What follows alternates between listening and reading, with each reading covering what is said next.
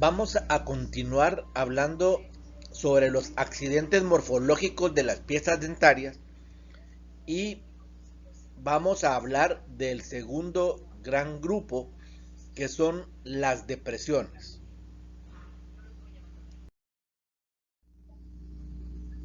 Las depresiones, al igual que las elevaciones, las podemos dividir en los mismos grupos en los cuales dividimos las elevaciones. Encontramos depresiones circunscritas, que son fosa, foseta y pozo y pozuelo, y las depresiones lineales, donde encontramos surco, surco interradicular, canal radicular, ranuras primarias y ranuras secundarias. Definamos entonces lo que es fosa. Fosa es la depresión circunscrita más amplia y profunda que encontramos en las piezas dentarias. Cuando se localiza en la cara oclusal de los molares, generalmente se localiza en el centro o en la parte central de la cara oclusal.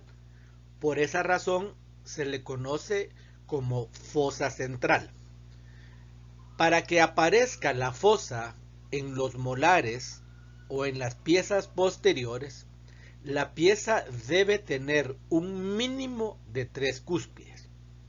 Sin embargo, la fosa también podemos apreciarla en la cara lingual de todos los dientes anteriores. En este caso se conoce como fosa lingual y se encuentra delimitada por los rebordes proximales. En esta imagen podemos ver una fosa lingual de un incisivo central superior. En la otra imagen tenemos primero la fosa lingual muy profunda, y en este caso es un incisivo lateral superior. Una fosa también en la cara lingual del incisivo central superior, en el otro central y en el lateral. La fosa en las piezas anteriores, ya sea superiores o inferiores, preliminares o permanentes, se localiza única y exclusivamente en la cara lingual. Igual, en esta imagen podemos apreciar la fosa central en un primer molar inferior permanente. La fosa en las piezas posteriores se localiza únicamente en la cara oclusal, y la fosa en los dientes anteriores se localiza exclusivamente en las caras linguales. Definamos la siguiente depresión circunscrita, que es foseta o foseta triangular. Es una depresión circunscrita que se localiza junto a los rebordes proximales de todas las piezas posteriores. A diferencia de la fosa, que generalmente es un accidente que encontramos en cara lingual de dientes anteriores y en cara oclusal de molares, la foseta o las fosetas triangulares las encontramos en todas las piezas posteriores, no importando que sean premolares o molares, permanentes o preliminares. Se le conoce también con el nombre de foseta triangular, y a veces se le conoce también con el nombre de foseta proximal o foseta mesial o foseta distal, porque se localiza siempre a la par de los rebordes proximales. En algunos caninos, cuando se presenta el reborde mediano lingual, la fosa lingual del canino se divide en dos fosetas, una foseta mesial y una foseta distal. El canino que presenta esta característica morfológica o esta variante de cara lingual se conoce como canino tipo 2.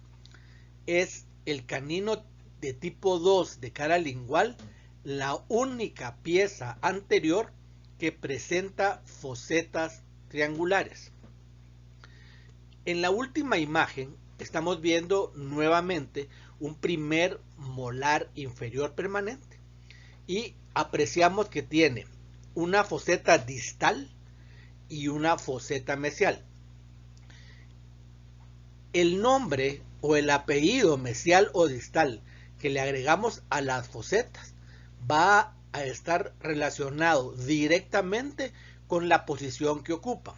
Es decir, la que se encuentre más cerca al reborde proximal mesial se va a llamar foseta mesial, y la que se encuentre más cerca al reborde proximal distal se va a llamar foseta distal. No existe ni existirá jamás una pieza posterior o un canino que tenga más de 2 fosetas. Las piezas posteriores solo pueden presentar 2 fosetas, una mesial y una distal. Igual en el canino tipo 2 solo encontramos 2 fosetas, una foseta mesial y una distal. En los dientes anteriores, como incisivos y laterales, no se encuentran fosetas. Terminemos definiendo la depresión circunscrita que se llama pozo. Pozo es una depresión circunscrita que se localiza siempre al final de una ranura primaria, razón por la cual solo se puede ubicar en la cara bucal o en la cara lingual de molares superiores o inferiores. No encontramos pozo en premolares. También en algunas oportunidades podemos encontrar en la cara lingual tipo 5 de incisivos centrales y laterales superiores, que se conoce con el nombre de diente en pala, en la unión de los rebordes proximales a nivel del tercio cervical puede en algunas ocasiones aparecer un pozo. En la imagen que estamos viendo es una cara bucal de un tercer molar inferior. En este caso es muy fácil apreciar cuál es el pozo porque tiene forma hasta ovoidea o forma circular. En la otra imagen encontramos 2 incisivos centrales superiores y a nivel del tercio cervical, donde se unen los 2 rebordes proximales, aparece un pozo, que en este caso no presenta la misma forma circular, sino presenta una forma como ovoidea o una forma alargada. Lo que sí es importante de aclarar es que el pozo no es un accidente que siempre aparece en caras bucales o caras linguales de las piezas posteriores. En algunas oportunidades va a aparecer pozo, en otras no. El pozo siempre lo vamos a localizar en cara bucal o lingual de molares, al igual que siempre lo vamos a localizar en la unión de los rebordes proximales a nivel del tercio cervical, en algunas oportunidades en dientes como el que estamos viendo en la imagen, que es un diente en pala. Lo que quiero que les quede claro es que el pozo es un accidente morfológico inconstante. No siempre aparece en los molares, ni siempre aparece en la cara lingual de incisivos en pala, sino en algunas oportunidades aparece y en algunas no. Es una variante o es un accidente morfológico inconstante. No siempre vamos a encontrar pozos en caras bucales y linguales de molares, ni siempre vamos a encontrar pozos en la unión de los rebordes proximales de dientes en pala.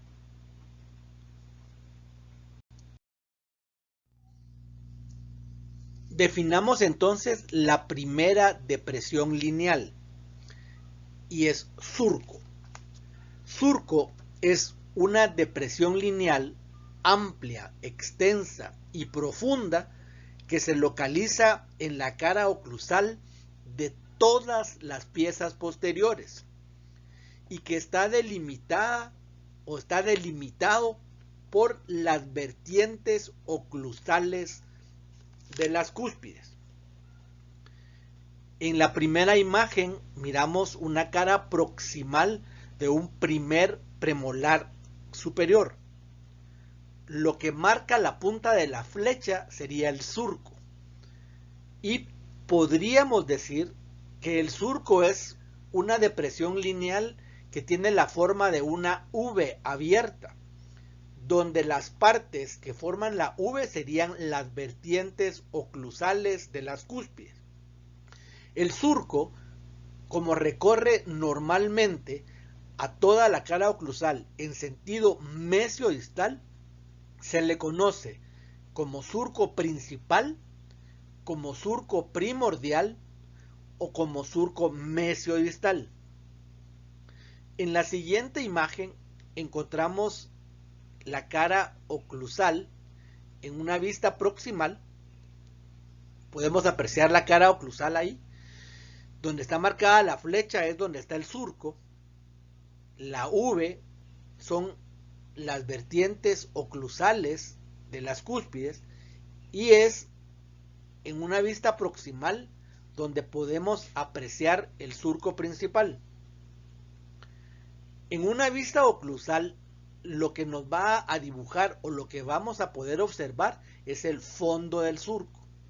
En este caso estamos viendo un segundo premolar inferior y un primer molar inferior.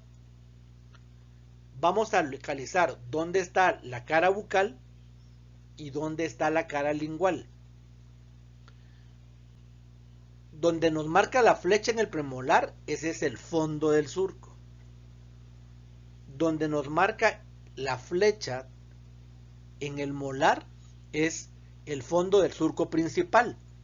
Sin embargo, en los molares que tienen más de una cúspide, tanto por bucal como por lingual, encontramos surcos que se conocen con el nombre de surcos secundarios y van a nombrarse de acuerdo a la cara libre hacia donde se dirigen.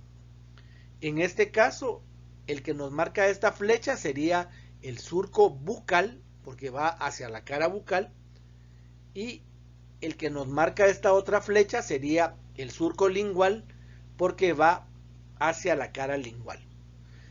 El surco, además, es un accidente morfológico que lo encontramos únicamente en piezas posteriores. No hay ni va a existir jamás ninguna pieza anterior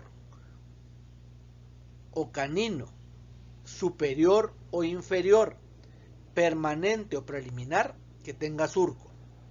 Surco lo vamos a encontrar únicamente en piezas posteriores, permanentes y preliminares. No hay ninguna pieza posterior que no tenga surco.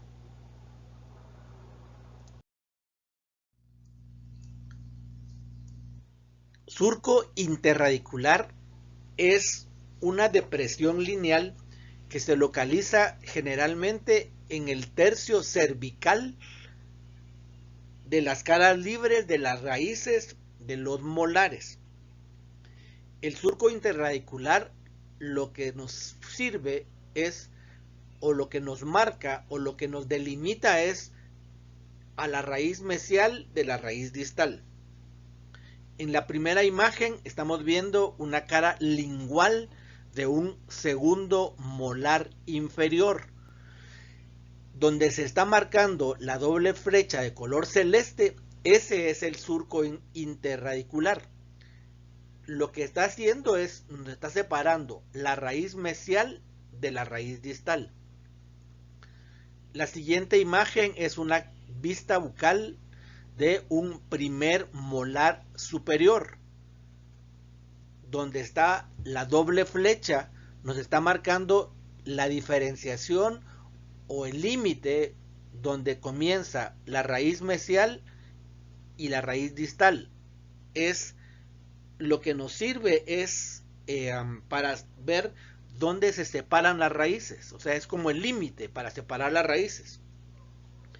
En el caso también de los molares superiores, como la tercera imagen, esta depresión se localiza también en las caras proximales y nos sirve como de límite para ver la separación, en este caso, de la raíz palatal o lingual de la raíz distal en este caso. O sea, el surco radicular, cuando el molar específicamente solo tiene dos raíces, lo vamos a encontrar en la cara libre bucal y en la cara libre lingual.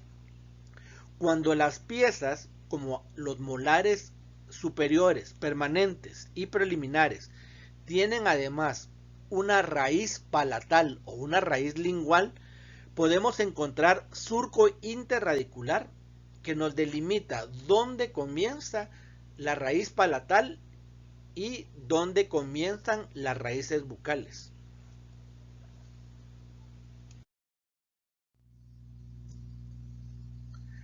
Canal radicular es una depresión lineal que se localiza en la raíz de todas las piezas, no importando que sean superiores o inferiores, anteriores o posteriores, pero se localiza única y exclusivamente en las caras proximales de las raíces. En la primera imagen apreciamos una vista proximal de un incisivo lateral inferior y donde está localizada la doble flecha, ahí está el canal radicular. La segunda imagen es una vista proximal de un segundo premolar superior y donde se marca la doble flecha es donde se localiza el canal radicular. La tercera imagen es una vista proximal de un primer premolar superior y donde se marca la doble flecha es el canal radicular. En este caso, en esta pieza en particular, que presenta una variante donde puede tener dos raíces, una bucal y una lingual, el canal radicular se encuentra exactamente dividiendo a las dos raíces. Lo más importante para establecer qué es canal radicular es dónde se localiza. El canal radicular única y exclusivamente lo vamos a encontrar en las caras proximales de la raíz de las piezas, que pueden ser superiores, inferiores, anteriores o posteriores.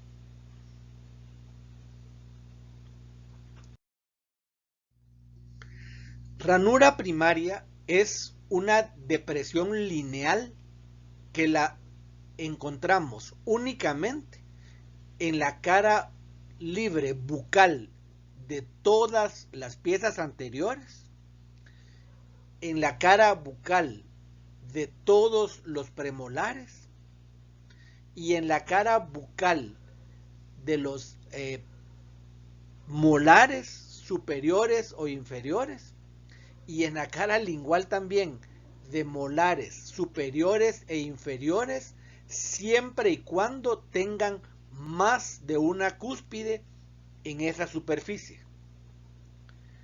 Estamos viendo la cara bucal de un primer molar inferior. Cada lóbulo de desarrollo es una cúspide. En este caso, la pieza tiene 3 cúspides en su parte bucal.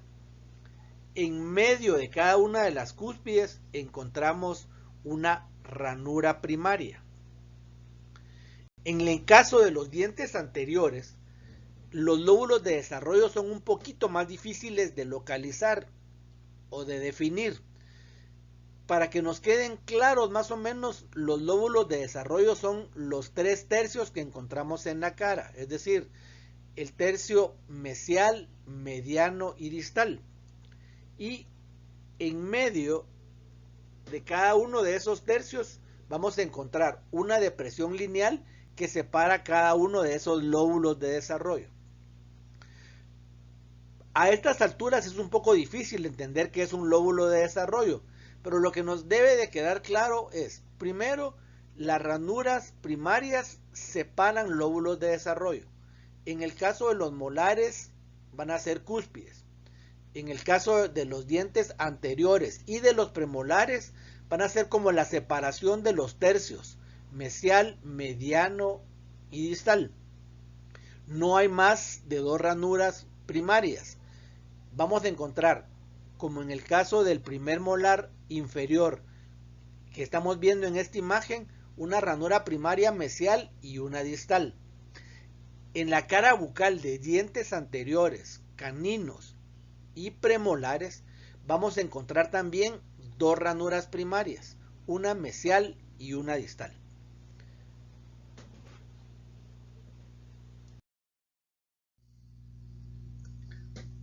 Ranuras secundarias son depresiones lineales que se localizan en las vertientes oclusales de las cúspides de todas las piezas posteriores.